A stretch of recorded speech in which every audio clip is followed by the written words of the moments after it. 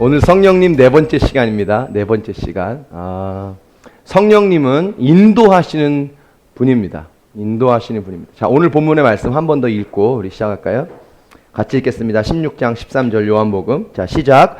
그러나 진리의 성령이 오시니 그가 너희를 모든 진리 가운데로 인도하시니 그가 스스로 말하지 않고 오직 들은 것을 말하며 장래일을 너희에게 알리시리. 자, 여러분, 저를 보십시오. 여러분, 성경은 말합니다. 성령님은 하나님인데 성령님은 우리를 진리 가운데 인도하신다고 그럽니다. 인도하신다.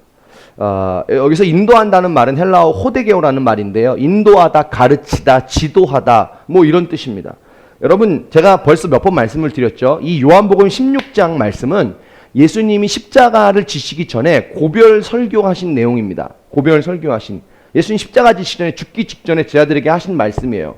여러분, 제자들은 예수님하고 3년을 같이 있었습니다. 근데 예수님이 갑자기 어느 날 얘기하는 거예요. 난 떠난다.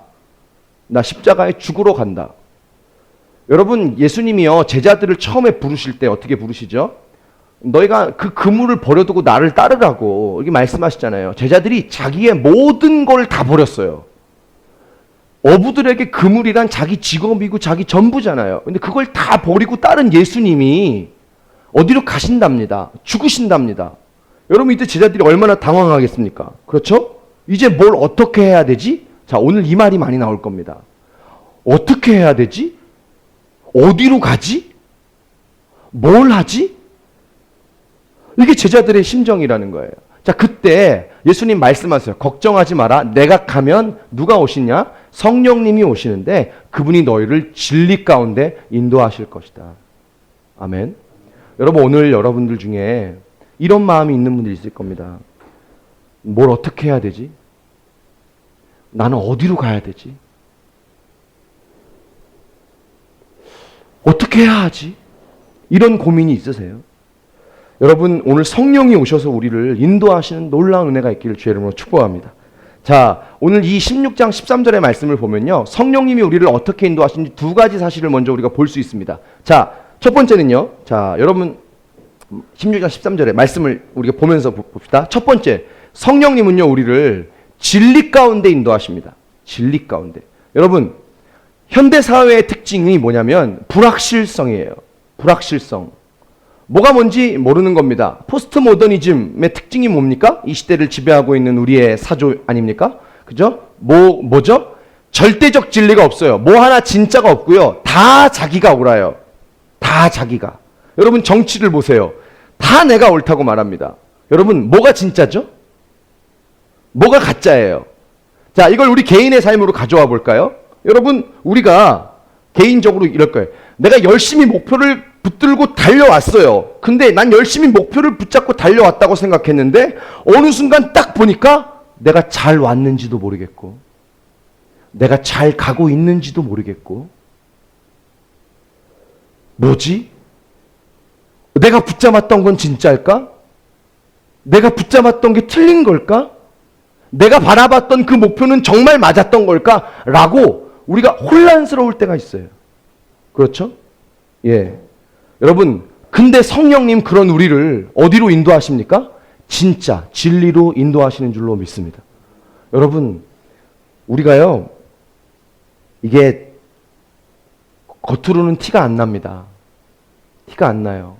내가 지금 어떤 마음을 갖고 있는지, 어디로 가야 되지, 뭘 해야 되지, 이 티는 안 나요. 근데 우리 마음속에 여기에는 이 두려움이 있어요. 어떻게 해야 되는 거야? 어디로 가야 되는 거야?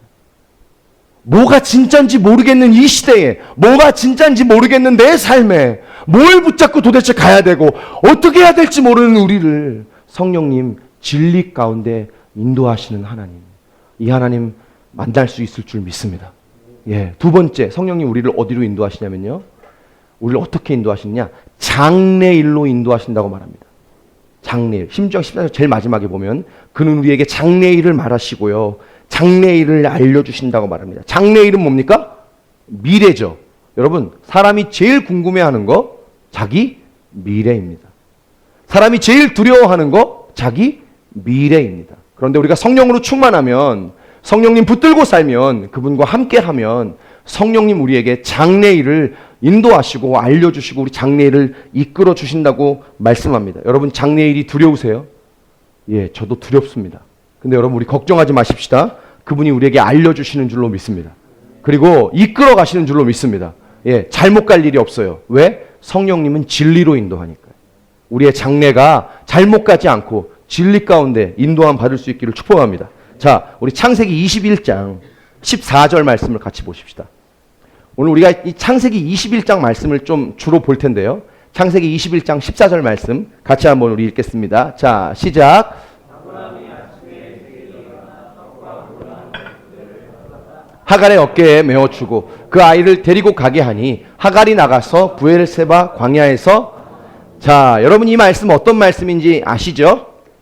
아시죠? 여러분 아브라함에게는요 하갈이라고 하는 여종이 하나 있었습니다. 자, 하나님이 아브라함에게 약속하시죠. 너의 아내 사라를 통해서 아이를 낳게 해줄 거다. 근데 그 하나님의 약속이 빨리 이루어지지 않으니까 아브라함이 누구를 통해서 이 아들을 낳습니까? 이 하갈을 통해서 젊은 첩을 통해서 여종을 통해서 이스마엘이라고 하는 아들을 낳습니다.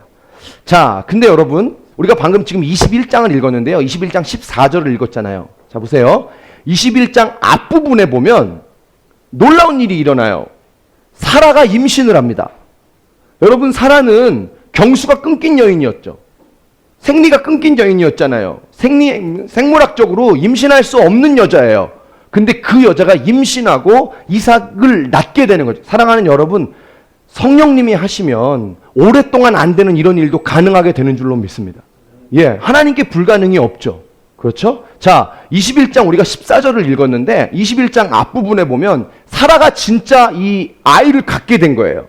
자, 근데 잘 들어보세요. 제가 무슨 얘기 하는지. 근데 문제는 사라가 이삭을 낳는데 이삭하고 이스마엘은 같이 살 수가 없는 거예요.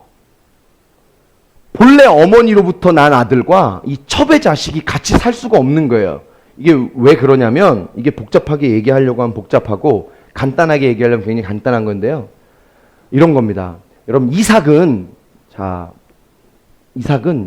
영적인 자손이었어요.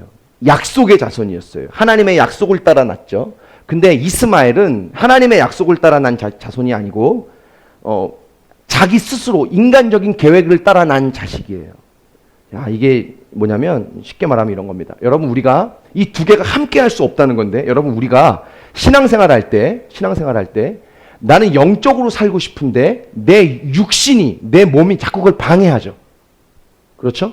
나는 영적으로 살고 싶어요. 근데 내 몸이 내 육신이 자꾸 방해해요. 영과 육이 함께 있을 수 없다는 거예요. 그 교훈을 이 본문에서 주는 거예요. 약속의 자손 이삭과 영적인 자손 이삭과 이 하나님의 뜻을 따라 낳지 않은 이 이스마엘이 같이 살 수 없다는 그 얘기를 하는 거예요. 복잡한 얘기인데요. 예, 복잡하지 않고요. 결론은 뭐냐면 아브라함이 이 하갈하고 이스마엘을 쫓아내야 되는 거예요. 여러분이 읽은 14절이 쫓아내는 장면이에요. 같이 살 수 없기 때문에. 그렇죠? 자, 새벽에 일찍 아브라함이 일어납니다. 그래서 물을 하고 떡을 좀 싸서 하갈하고 이스마엘에게 줘요. 눈물로 그 두 사람을 집에서 떠나가게 합니다. 자, 제가 이 창세기 21장 말씀을 왜 열었냐면 여러분 이 말씀이 하나님의 인도하심과 성령의 인도하심을 너무나 구체적으로 잘 볼 수 있는 말씀이기 때문에 그렇습니다. 여러분 오늘 이 말씀 통해서 우리가 성령님의 놀라운 인도하심을 받을 수 있기를 축복합니다. 예, 우리 성령님이 어떤 사람을 인도하시고 우리를 어떻게 인도하시는지 오늘 이 21장의 본문을 통해서 좀 보고자 합니다. 첫 번째 성령님 어떤 사람을 인도하시냐면요 길 잃어버린 사람을 인도합니다. 길 잃어버린 사람.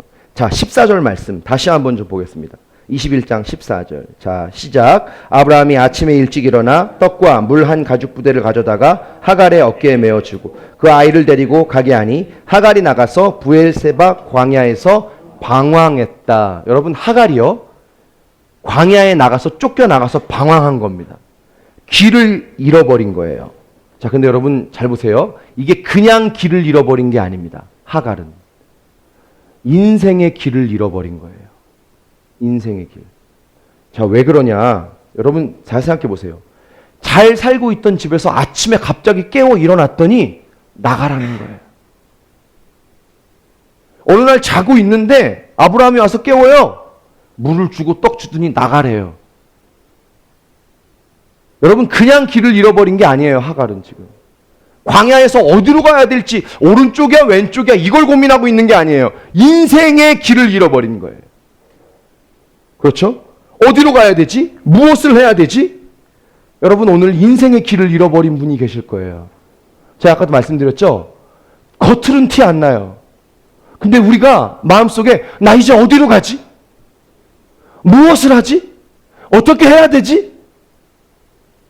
라고 고민하고 있는 거예요. 여러분 이거 너무 어려운 거죠. 우리가 길을 잃어버려서 인생의 길을 잃어버려서 인생의 길을 찾는 거.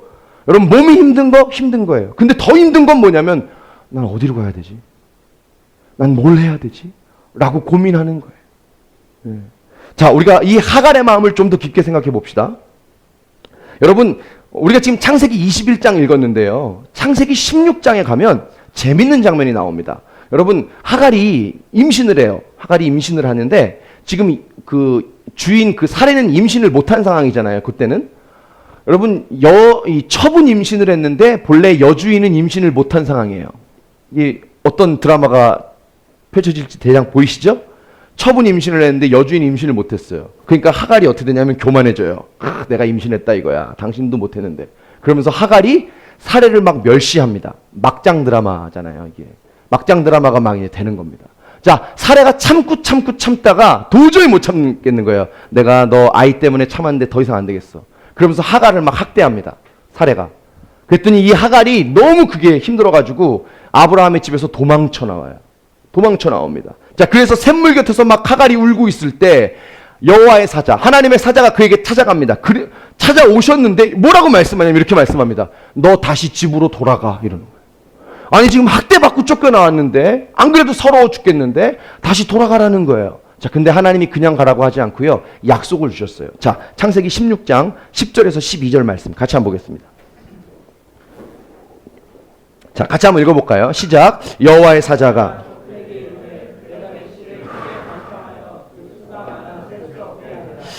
사자가 또 그에게 이르되 내가 임신하였은즉 아들을 낳으리니 그 이름을 이스마엘이라 하라. 이는 여호와께서 내 고통을 들으셨음이니 그가 사람 중에 들나귀같이 그의 손이 모든 사람을 치겠고 모든 사람의 손이 그를 그가 모든 형제와 대항해서.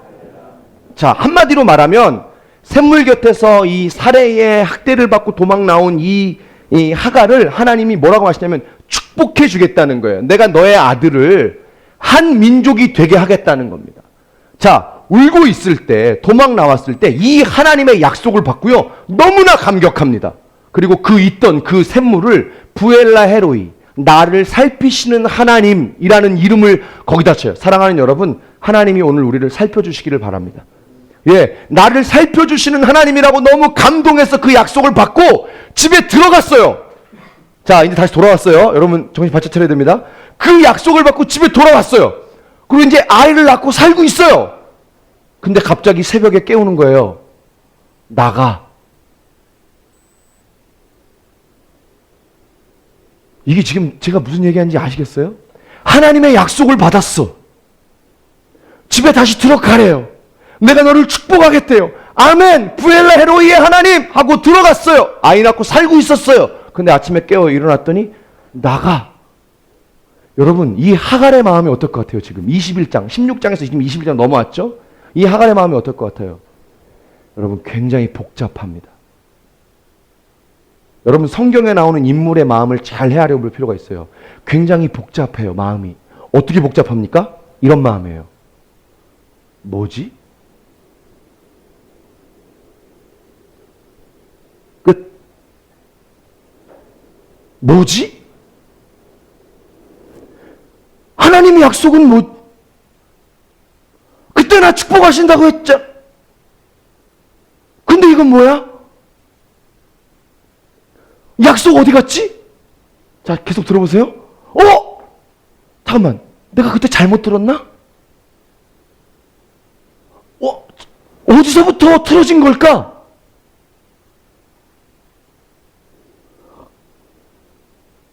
여러분, 너무 복잡한 마음이에요. 여러분, 우리가 한 번씩 혼란스러울 때마다 우리가 하는 말이에요. 어디서부터 잘못된 거야? 뭐지? 그 약속은 어디 갔지? 이 상황은 뭡니까, 하나님? 여러분, 이게 인생의 길을 잃은 겁니다. 오늘 이런 분들이 계실 거예요. 하나님 약속 붙들고 온다고 왔는데 약속과는 너무나 무관한 상황으로 가는 거예요. 약속과는 너무나 무관한 상황으로 가요. 너무 혼란스러운 거예요. 약속이 진짜인지도 모르겠고 내가 들은 얘기가 진짜인지도 모르겠고 내가 잘못 들은 건가? 뭐가 진짜인지 뭐가 가짜인지 알 수 없는 혼란스러운 상황. 길을 잃은 거예요. 또 제 얘기를 하는 것 같아서 죄송한데요. 저희 아이가 태어나던 날 제가 이런 마음이었거든요. 하나님이 분명히 약속하신 약속이 있었어요. 아이를 위해서 기도할 때 내가 지켜줄게. 내가 함께 할게. 하나님이 약속하신 약속이 있었어요. 그 약속이 있는데 두려워할 때마다 하나님이 그 약속을 제게 얘기해 주셨는데 아이가 갑자기 막 나오는 거예요. 29주 4일 만에 나오는 거예요. 그때 제 머릿속이 너무 복잡한 거예요. 뭐지? 내가 들었던 하나님의 약속은 어디 갔지? 이 상황은 뭐지?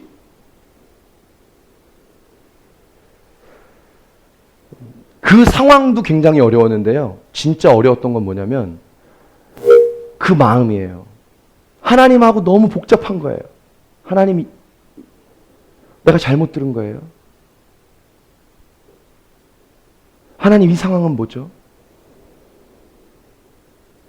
여러분 잘 들어보세요. 이게 신앙생활 열심히 안 하는 사람들에게만 일어나는 일이 아니고요. 신앙생활 열심히 하는 사람들에게 일어나는 일이에요. 정말 주님 사랑하고 주님 붙들고 주님과 함께 걸어가려고 하는 사람들이 한 번씩 이렇게 길을 잃어요. 너무나 어려운 거죠. 여러분 이런 상황이 되면 진짜 어려운 게 뭐냐면 이런 거예요. 내가 나 자신을 못 믿어요. 나중에는. 예, 나 자신을. 나 그때 말씀 받는데 하나님이 나 이거 그때 약속해 주신 것 같아 라고 내가 그때 이거를 딱 밑줄을 그어놨는데 그렇게 그 말씀을 본 나 자신이 믿겨지지 않아요. 그러면 기도도 못하겠고 말씀도 못 보겠고요. 큐티도 못하겠고요. 예배 때 들리는 하나님의 음성이 진짜인지도 모르겠어요. 아무것도 모르겠어요. 모든 게 혼란스러워요. 그냥 다 이게 길을 잃어버린 겁니다. 여러분 혹시 오늘 이런 혼란스러움 가운데 계신 분들이 계세요? 자, 근데 결론은 뭐냐? 그렇게 길 잃고 방황하고 있는 하갈에게 하나님 찾아오셔서 그녀를 인도해 주셨다는 것입니다. 아멘입니까? 자, 어떻게 인도하시나 말씀을 봅시다. 21장 16절, 18절 보겠습니다. 같이 한번 읽어볼까요? 자, 시작. 화살 한바탕 거리 떨어져 마주 앉아 바라보 소리내어 오니 하나님이 그 어린아이의 소리를 들으셨어. 하나님의 사자가 하늘에서 하갈을 불러 이르시되 하갈아 무슨 일이냐 두려워하지 말라. 하나님이 저기 있는 아이의 소리를 들으셨나니 일어나 아이를 일으켜 내 손으로 붙들라. 그가 큰 민족을 이루게 하리라. 자, 하나님이 찾아오셨습니다. 두 번째, 하나님이 두려워하지 말라고 위로하십니다. 그리고 세 번째 18절 이렇게 뒤에 말하죠. 그가 큰 민족을 이루게 되리라. 여러분 이 18절 말씀이 언제 하셨던 말씀입니까? 16장에 사례한테 학대받고 도망 나가서 샘 곁에 울고 있을 때 하나님이 하갈에게 약속하신 그 약속이에요. 무슨 말인지 아시겠어요? 하나님이 하갈에게 찾아와서 인생의 길을 잃고 있는 약속은 어디 갔지? 뭐가 진짜지? 너무나도 혼란스러워하고 있는 이 하갈에게 하나님 찾아오셔서 뭐라고 말씀하는 거냐면 아니야 하갈아 혼란스러워하지 마. 네가 처음에 들었던 그 약속이 맞다는 거예요. 할렐루야. 무슨 말인지 아시겠죠? 너 잘못 들은 거 아니야. 너 잘못 온 거 아니야. 너의 삶 내가 붙들고 있어. 지난주에 우리 말씀 나눴던 것처럼 결론은 하나님이 붙들고 계시는 줄로 믿습니다. 아멘입니까? 하나님 이렇게 위로하신 겁니다. 자, 20절 21절 말씀 볼까요? 같이 시작. 하나님이 그 아이와 함께 계심에 그가 장성하여 광야에서 거주하며 활 쏘는 자가 되었는 21절 시작. 그가 바란 광야에 거주할 때에 그의 어머니가 그를 위하여 애굽 땅에서 아내를 얻어 주었더라. 그가 장성했어요. 이제 그가 한 민족을 이루게 되는 시작, 저 광야에서 시작한 거예요. 사랑하는 여러분, 오늘 길 잃고 방황하시는 분들 계세요? 내가 약속 붙들고 왔는데 어디 갔지? 뭐지? 어디로 가야 될지, 뭘 해야 될지, 내가 들었던 하나님의 음성이 진짜일까? 고민하고 계신 분들이 계세요. 성령님이 오늘 찾아오셔서 우리의 약속을 다시 확증해 주실 줄로 믿습니다. 그 약속으로 인도해 주실 줄로 믿습니다. 아멘입니까? 예, 그겁니다. 여러분, 예수님이 나는 길이요 진리요 생명이라 하셨잖아요. 여러분, 사람은 길 잃어버리면 힘들어요. 진리, 목표 잃어버리면 힘들어요. 생명, 내 건강 어려워지면 힘들어요. 근데 여러분, 예수님이 길입니다. 예수님이 진리입니다. 돈이 진리 아니고, 성공이 진리 아니고, 여러분, 이 세상에서 하는 우리의 부귀와 영광이 길이 아니고, 예수님이 길이세요. 오늘 우리 예수님 붙잡으십시다. 아니, 길이신 예수님이 우리 가운데 오늘 찾아오실 줄로 믿습니다. 아멘. 자, 두 번째, 성령님 어떤 사람을 인도하시는가 하면 억울하고 비통한 사람을 인도합니다. 여러분, 하갈은요 지금 억울합니다. 억울하다 못해 비통합니다. 왜 그렇습니까? 아들 낳아달라고 해서 아들 낳아줬습니다. 그랬더니 어느 날 나가랍니다. 너무나 억울합니다. 너무나 비통합니다. 자, 근데 나가라고 하는 사람이 누굽니까? 주인이에요. 집주인. 어떻게 대항합니까? 나가라고 하면 나가야죠. 순종해야 됩니다. 여러분, 우리가 순종할 때 억울할 때가 있습니다. 순종할 때 우리가 너무 억울하고 비통할 때가 있습니다. 기쁨으로 해야 되는 걸 알거든요. 근데 우리가 그게 쉽지 않아요. 그렇죠? 자, 우리 창세기 21장 15절 16절 하갈의 이 억울함과 비통함을 좀 봅시다. 같이 읽겠습니다. 자, 21장 15절 16절 시작. 가죽 부대에 물이 떨어진지라 그 자식을 관목덤물 아래에 두고 이르되 아이가 죽는 것을 참아 보지 못하겠다. 화살 한바탕 거리 떨어져 마주 앉아 바라보며 소리내어 우니. 여러분, 이게 하갈이 물 떨어져 우는 게 아니잖아요. 먹을 물 없어 우는 게 아니잖아요. 자기 자식 죽어가는 걸 보고 있는 어미의 마음이잖아요. 얼마나 억울합니까? 아이 못 낳는다고 데려다가 아이 낳아달라고 해서 낳아줬더니만 물 한 부대 주고 나가라고 하느니 얼마나 억울해요. 여러분, 키스 앤더슨이라고 하는 분이 쓴 경청의 영성이라고 하는 책이 있습니다. 거기 그 책에 보면 무슨 얘기가 나오냐면 하나님의 음성을 듣는 여러 가지 방법에 대해서 쓴 책이에요. 자, 근데 거기에 보면은요 한 챕터에 이렇게 쓰여져 있습니다. 제가 읽어드릴게요. 들어보세요. 비통의 언어는 비통의 언어는 하나님 앞에 진솔하게 토해내는 신실한 언어다. 어쩌면 성경의 영성에서 가장 예상하지 못한 그러나 가장 극적인 언어다. 잘 들어보세요. 어떤 이는 고통 앞에서 침묵한다. 어떤 이는 고통 앞에서 강인해 보이려고 한다. 그러나 가장 비극적인 상황에서는 모두가 다 똑같은 말을 한다. 이해되시죠? 무슨 말인지.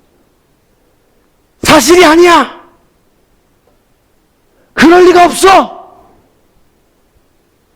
적당한 고통 앞에서는 자기 스타일이 있는데 진짜 극한 고통 앞에서는 모두가 다 똑같은 말을 하는 거예요. 그게 비통의 언어라는 거예요. 자, 그런데 저자는 이렇게 말합니다. 들어보세요. 비통의 언어야말로 하나님의 음성을 듣는 가장 좋은 방법이다. 자, 왜 그럴까요? 자, 저를 보세요. 비통해하면서 억울해하면서 하나님 앞에 쏟아내기 시작할 때 들어주시는 하나님을 만나게 됨으로 말미암아 길을 발견하게 되는 줄로 믿습니다. 비통해하는 마음을 하나님께 쏟아내는 거예요.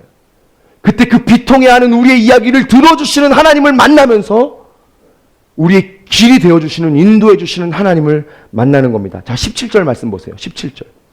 자, 21장 17절. 같이 읽겠습니다. 자, 시작. 하나님이 그 어린아이의 소리를 들으셨으므로 하나님의 사자가 하늘에서부터 하갈을 불러 이르시되 하갈아 무슨 일이냐 두려워하지 말라. 하나님이 저기 있는 아이의 소리를 들으셨나니. 하나님이여 들으셨답니다. 무슨 소리를 들었어요? 울고 있는 소리를 들었답니다.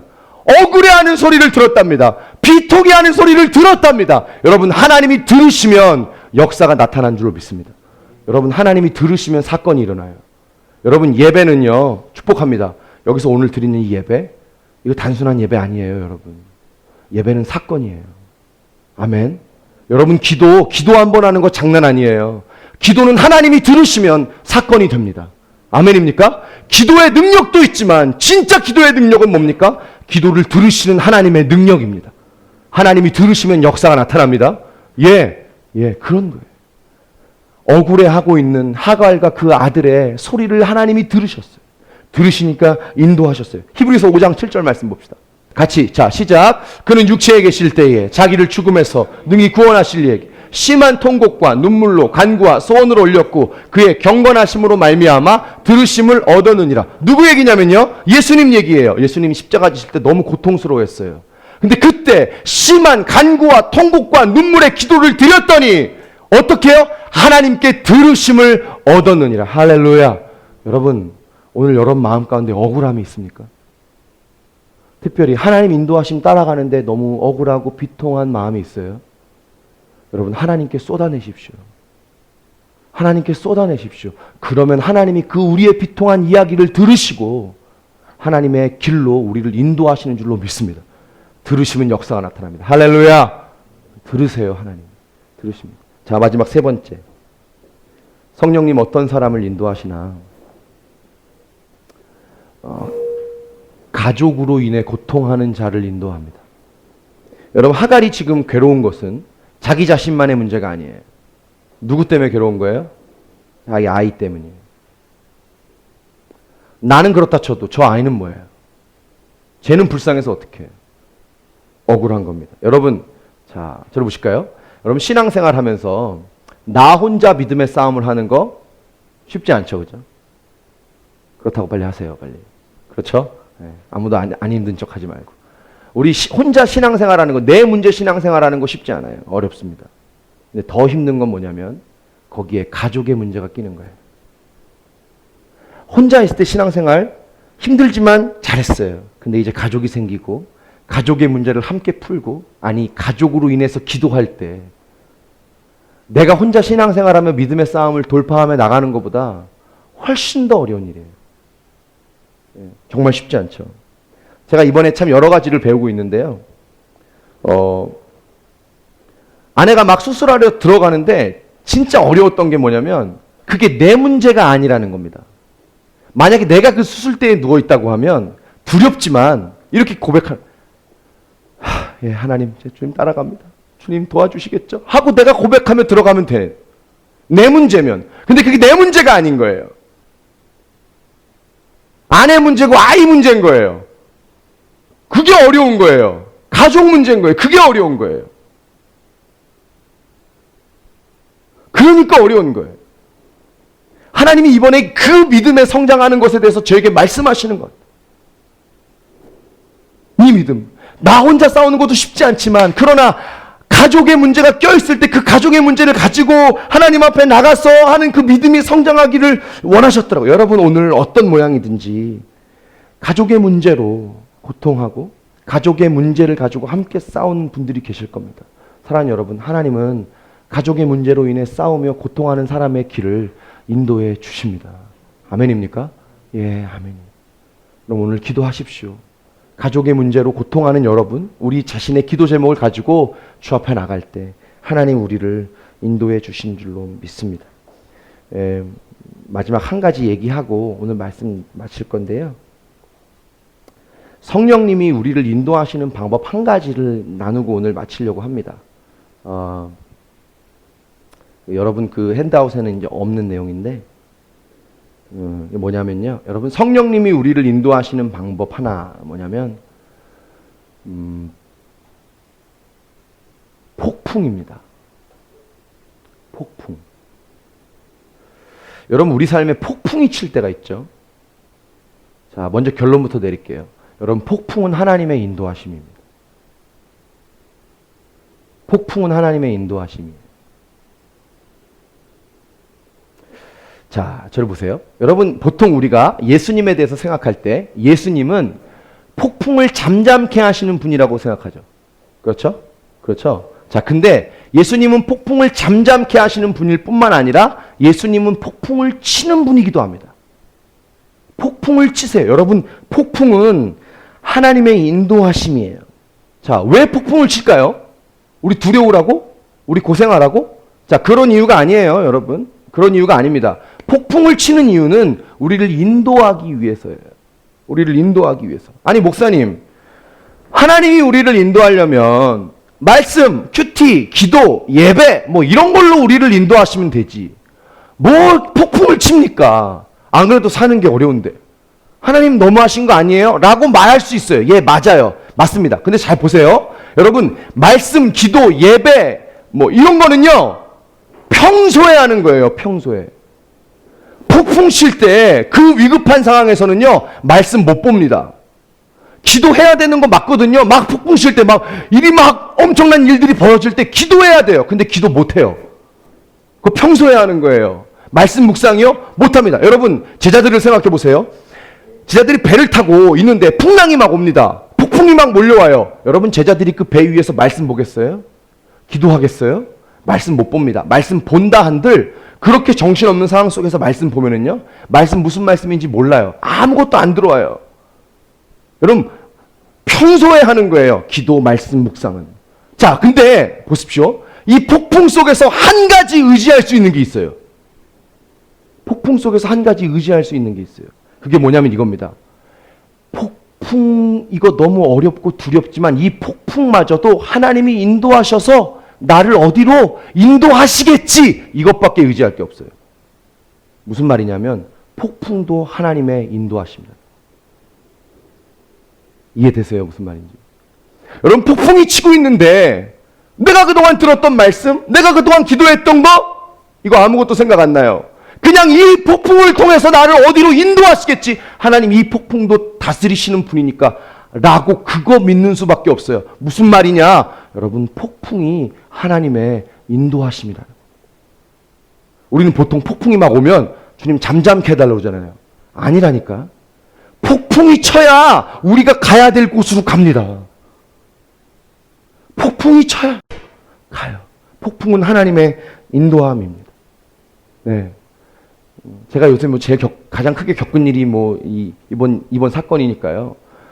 밤새 진통 안 잡히다가 진통 잡혔다고 그래서 괜찮다고 그래가지고 저는 집에 이제 물건 가지러 이제 차 끌고 이제 가서 막 이제 쇼핑백에다 물건 넣고 있는데 전화가 온 거예요. 빨리 오라는 거예요. 아이 바이탈이 떨어진다고. 막 갔어요. 갔는데 이미 수술 동의서에 사인 다 했어요. 내가 어떻게 할 수 없어요. 수술 들어간대요. 그래? 막 침대에 이제 옮겨서 이제 막 가요. 엘리베이터 앞에 있습니다. 근데 어떻게 해요? 수술 들어가는 이 사람을 위로해야 되잖아요. 그래서 제가 이렇게 말했어요. 아내한테. 여보, 이거 하나님이 하시는 것 같아. 그랬더니 저희 아내가요, 눈물을 그렁그렁 흘리면서 이렇게 얘기해요. 맞지? 우리 잘못 가고 있는 거 아니지? 하나님이 하시는 거지? 이거 지금 내가 하는 거 아니잖아. 우리가 하는 거 아니잖아. 그냥 막 끌고 가시잖아. 이거 하나님 인도하심인 것 같아. 안심해. 의사가 받는 거 아니다. 하나님이 수술하신다. 그리고 엘리베이터 태워 보내는 거예요. 여러분, 폭풍우가 하나님 인도하심입니다.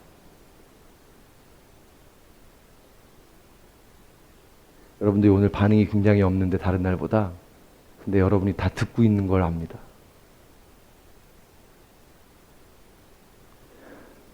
여러분, 그럼 왜 폭풍우를 칠까요? 네 가지만 얘기하고 마칩시다. 첫 번째, 여러분, 폭풍우만 보면 안 됩니다. 폭풍우 속에서 인도하시는 하나님을 봐야 됩니다. 여러분, 폭풍우에는 하나님의 뜻이 있어요. 자, 그 뜻 네 가지. 첫 번째, 폭풍을 왜 치시냐면요, 살리시려고 치십니다. 살리시려고. 하나님이 폭풍 우리 괴로우라고 치지 않습니다. 우리 고통하라고 치지 않습니다. 우리 어려우라고 치지 않아요. 살리려고 칩니다. 나중에 수술하고 나서 주치의를 만났는데 주치의가 그러더라고요. 태반에 아이가 견디지 못하는 뭔가가 있는 것이 눈에 보여서 떼어서 조직검사 보냈어요. 결과는 아직 모르겠는데 그것 때문이었던 것 같아요. 제가 그 얘기를 딱 듣는 순간 뭘 깨달은 줄 아세요? 하나님이 왜 그렇게 수술로 폭풍을 치셔서 끌고 갔는지 알겠더라고요. 살리시려고 그랬던 겁니다. 살리시려고. 근데 저는 하나님이 내게 약속한 말씀하고 너무 상황이 안 맞으니까 하나님 원망하는 거예요. 하나님 약속 어디 갔어요? 하나님 왜 이렇게 하세요? 하나님 살리시려고 했던 거예요. 아니, 하나님 제게 하셨던 약속 지키시려고 그렇게 하신 거예요.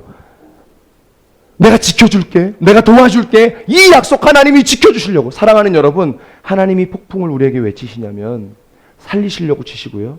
우리에게 하셨던 약속 지켜주시려고 폭풍을 치시는 거예요. 여러분, 겉모습만 보고, 폭풍이라는 겉모습만 보고 우리가 두려워하면 안 됩니다. 폭풍이라는 겉모습만 보고 우리가 하나님을 오해하면 안 됩니다. 겉모습은 폭풍입니다. 그러나 하나님 인도하십니다. 하나님은 살려주시려고 데려가십니다. 두 번째, 왜 폭풍으로 하나님이 인도하시나? 잘 들어보세요. 깨닫게 하기 위해서입니다. 깨달아야 하는데 깨닫지 못해서입니다. 여러분, 마가복음 6장에 보면요, 예수님이 오병이어의 기적을 일으키세요. 그랬더니 사람들이 막 예수님 막 난리예요. 예수님의 인기가 급상승합니다. 자, 그때 예수님이 어떻게 하시냐면요, 제자들을 배 태워서 보냅니다, 바다로. 근데 문제는 그 배에 풍랑이 와요. 무슨 말이냐면 예수님이 제자들을 배 태워서 풍랑 안에 집어넣은 거예요. 왜 그러셨을까요? 요한복음에 보면 이거 유추할 수 있는 얘기가 하나 나옵니다. 뭐냐면, 여러분, 예수님이 오병이어의 기적으로 사람들이 막, 군중들이 막 인기를 막 이렇게 받으시니까 제자들이 으쓱합니다. 어이구? 그랬더니 예수님이 제자들을 배 태워서 보내요. 무슨 말이냐면 으쓱해지지 말라는 거죠. 사람들의 환호, 인기, 그거 본질 아니라는 거예요. 그거 내려놓으라는 거예요. 여러분, 예수님이 제자들 바다 위로 보내고 나서요, 예수님도 산에 기도하러 갑니다. 왜냐하면 군중들의 인기 그거 내려놓으려고 기도하시러 갑니다. 여러분, 하나님이 왜 우리에게 폭풍을 치실까요? 깨달으라고, 내려놓으라고. 깨달으라고, 내려놓으라고. 자, 그럼 우리가 여기서 잘 들어봐야 돼요. 그렇게 하나님이 폭풍 치시는 그 하나님 너무 무서워 보이잖아요. 하나님 굉장히 진노하시는 하나님 같잖아요. 그런 뉘앙스가 아니에요, 여러분. 자, 보세요. 하나님이 우리가 깨닫지 못해서 폭풍을 치신다는 건 화내신다는 의미가 아니라, 사람은요, 깨달아야 움직이는데 우리가 그것을 깨닫고 인생의 길을 거기까지 가야 되는데 못 깨닫고 있으니까 못 가잖아요. 인생의 문이 열리질 않잖아요. 그러니까 하나님 우리를 깨닫게 하셔서 폭풍을 들어서 우리를 옮겨다 놓으시는 거예요. 화내시는 게 아니고요, 우리가 깨달아야 가는데 못 깨달아서 못 가니까 하나님 폭풍을 들어서 우리를 거기로 인도하는 거예요. 겉모습은 폭풍인데요, 하나님이 화내시는 게 아니고요, 우리가 가야 될 길로 우리를 인도하시는 하나님이신 줄로 믿습니다. 여러분, 우리 이 하나님 만나십시다. 아멘입니까? 세 번째, 그런 관점으로 왜 폭풍으로 인도하시냐면 가야 되기 때문입니다. 가야 되기 때문에. 여러분, 가야 인생의 문이 열리는데, 가야만 하는데 못 가기 때문에 하나님 우리를 인도하시는 거예요. 인도하시는 거예요. 폭풍을 들어서 가야 할 곳으로 우리를 인도하시는 겁니다. 여러분, 우리가 가야 되는 걸 알고 있는데, 제가 이번 사건을 통해 알게 된 게 뭐냐면요, 제가 너무 주저하고 가지 못하고 이 고민만 하고 있는 일이 너무 많다는 걸 깨달았어요. 결국은 움직여야 되는데 가지 못하는 거예요. 주저만 하고 있는 거예요. 왜 그러냐면 두려움이 많기 때문에, 염려함이 많기 때문에 그래요. 그런데 그럼에도 불구하고 결단해서 가야 되지만 두려워해서 가지 못하고 있는 우리, 가야 되는데, 가야만 인생의 문이 열리고 길이 열리는데 가지 못하니까 하나님 폭풍을 들어서 우리를 그곳으로 인도하시는 거예요. 여러분, 겉모습은 폭풍입니다. 너무 당황스럽고 두려워요. 근데 여러분, 당황스럽고 두렵지만 그것을 통해서 우리가 가야 할 곳으로 하나님 우리를 인도하시는 것입니다. 마지막 네 번째, 왜 폭풍우를 치시냐면요, 더 넓게 가게 하고 더 크게 가게 하기 위해서입니다. 여러분, 제가 몇 주 전에 말씀드렸죠. 초대교회가 온 사마리아 유대와 땅끝까지 이르러 복음을 전해야 됐는데 초대교회가 유대인들에게만 복음을 전했다고 했습니다. 하나님은 더 넓게 쓰시길 원했고 더 크게 쓰시길 원하셨는데 이 유대인들밖에 못 본 거예요. 그때 하나님이 스데반의 핍박을 통해서 그들을 온 사방으로 흩어놓으시죠. 디아스포라 다 흩어집니다. 여러분, 우리는요, 자 보세요. 폭풍이 없으면 내가 보고 있는 게 전부라고 생각해요. 우리가 보고 있는 게. 아니에요. 폭풍을 쳐서 보면 하나님 우리에게 폭풍을 치시는 이유는 내가 보고 있는 세계가 전부가 아니라, 내가 보고 있는 이 세상이 전부가 아니라 더 넓은 세상이 있고 더 넓으신 하나님의 뜻이 있다는 걸 우리 가운데 보여주시는 겁니다. 여러분, 하나님이 폭풍을 우리에게 친다는 건 그런 거잖아요. 우리 방법과 내 생각을 뛰어넘어서 하나님이 우리를 막 예상하지 못한 방법으로 끌고 간다는 거잖아요. 왜 그렇게 하시냐면 더 크신 하나님이 있다는 겁니다. 더 크신 하나님의 인도하심이 있다는 겁니다. 이거예요. 우리를 더 넓게 가기 위해서. 여러분, 만일 우리가 계속해서 이 나의 세계에만 갇혀 있으면 우리는 그 안에 갇혀 있는 거예요. 그러나 하나님 우리로 하여금 그 안에 갇혀 있게 하는 게 아니라 더 넓은 세상을 보게 하시고요, 더 큰 세상으로 나아가게 하시는 것입니다. 오늘 하나님이 폭풍으로 막 끌고 가시는 분들이 계실 거예요. 하나님 우리의 눈을 넓혀주기를 원합니다. 아멘입니까? 하나님 우리의 시각을 넓혀주기를 원합니다. 그래서 끌고 가시는 거예요. 자, 결론 이것입니다. 여러분, 폭풍이 칠 때 당황하지 마십시오. 폭풍은 하나님의 인도하심이에요. 폭풍이 쳐야 우리가 가야 될 곳으로 갑니다. 폭풍이 쳐야 우리가 도착해야 될 곳으로 가게 되는 것입니다. 우리가 오늘 이 주님의 인도하심을 붙들고 나아가는 우리가 될 수 있기를 축복합니다. 같이 우리 기도하십시다.